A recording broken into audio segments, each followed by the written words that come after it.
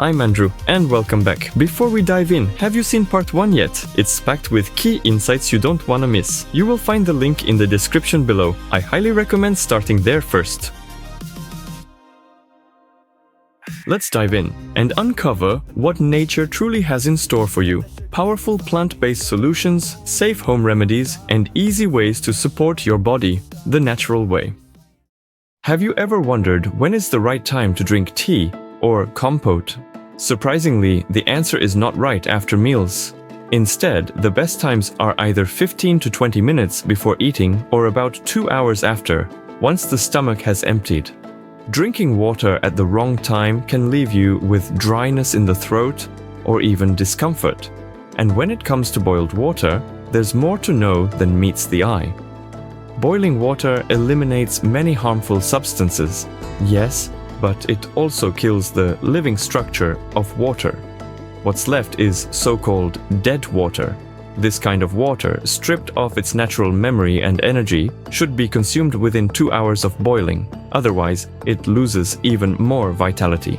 In traditional Chinese medicine, ancient scholars describe 3 stages of water boiling. When small bubbles appear like fish eyes, the first stage; when bubbles rise in strings like pearls, the second stage considered the most healing; when the water is violently boiling like stormy seas, the third stage, often too aggressive for internal use.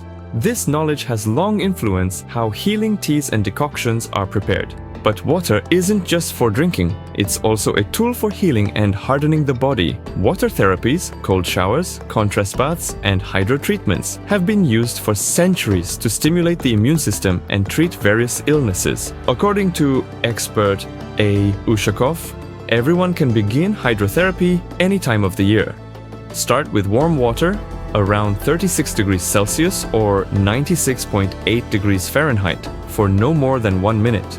As your body adapts, lower the temperature gradually to 20 degrees Celsius, 68 degrees Fahrenheit, then to 12 degrees Celsius, 53.6 degrees Fahrenheit, or even colder.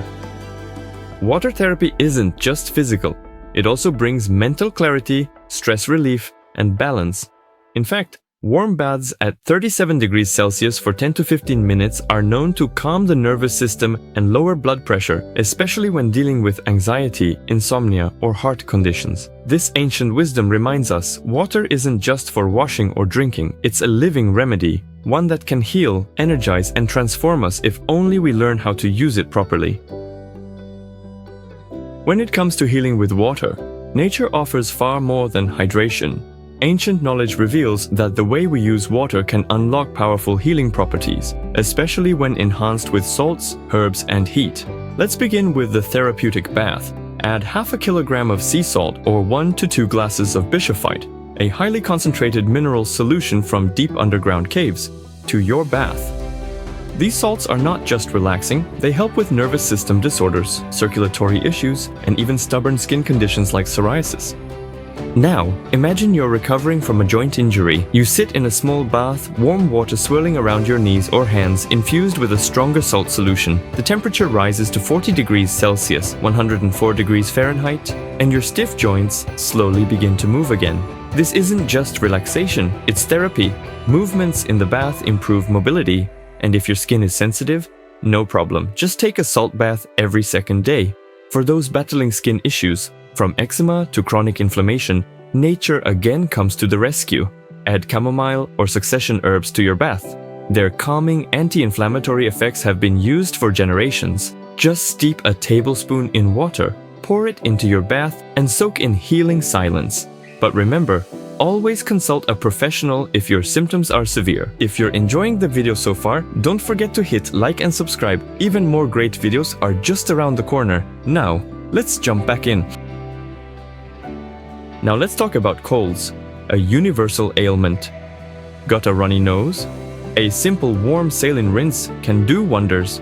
Alternating between warm and cold water on the face stimulates circulation and reduces inflammation. Have a strong cold? Then it's time to act like your grandmother once did. Hot mustard plasters on your calves, a strong herbal tea, and soaking your feet in hot water. This combination boosts circulation and primes your body for rest. Sore throat? Don't reach for pills just yet. Gargle with a blend of salt, baking soda, and boric acid. If your throat still burns, wrap your feet in vinegar-soaked cloth, then warm them up in wool socks. It may sound unusual, but the wisdom behind these remedies is rooted in decades, even centuries, of trial and trust. Now here's a powerful ritual. Take a hot foot bath with water around 42 degrees Celsius, adding mustard powder for an extra boost. As your feet soak, toxins are drawn out, your body relaxes, and your immune system activates. Then, climb into bed, wrap yourself tightly, and let the healing begin. Still feeling heavy? Try a full bath at 37 to 40 degrees Celsius. Stay in for 10 to 15 minutes, then step out without drying off. Wrap yourself in a warm blanket and sip on raspberry tea or elderflower infusion. You're not just treating symptoms, you're awakening your body's natural defenses. And if you're dealing with a nagging headache, here's an ancient trick. Mix honey and horseradish or sea salt and rub it gently into your temples. Yes, it burns slightly, but the relief afterward is undeniable. These aren't just folk remedies, they're forgotten practices from generations who healed without pharmacies. They treated their bodies like ecosystems, fragile, responsive, and powerfully self-regulating. What if healing didn't come in pills, but in water? Long before pharmaceuticals, our ancestors turned to water not just to clean their skin, but to cleanse the body, recharge the nerves, and quiet the mind. They knew something we've forgotten. Water can heal if used wisely. Let's start simple. You wake up tired, stiff, maybe with a headache. Now imagine this: half a minute in hot water, half a minute in cold, back and forth. Again and again. It's not torture, it's a contrast foot bath, and it's shockingly effective. The healer P.K. Ivanov believed one single bucket of cold water poured over the head could kill a headache on the spot and flood your body with fresh energy. His method was radical, but people swore by it. Of course, not everyone can start cold. The body must be trained. Bronchitis? Don't reach for antibiotics just yet. First, warm the body deeply, then drink herbal decoctions made from sage, mint, linden blossom, or elderflower. 3 to 4 cups in a single sitting. Follow it up with a steam bath. Let the herbs do their work from the inside out. Struggling with asthma attacks? Hot cranberry tea, made from dried or fresh berries, can ease the breath. Once the crisis passes, wrap yourself warmly, stay still, and let your lungs rest. Over time, with regular herbal support and detox, the attacks may come less often. And then there's elderflower, a forgotten gem. It fights inflammation, clears the lungs, helps you sweat, and kills bacteria. Steep it for 8 hours and sip it gently. Your body will thank you. Of course, herbs alone aren't the full answer. Healing includes breathwork, mental balance, and deep internal cleansing. The old masters knew. Treat the whole system, not just the symptom.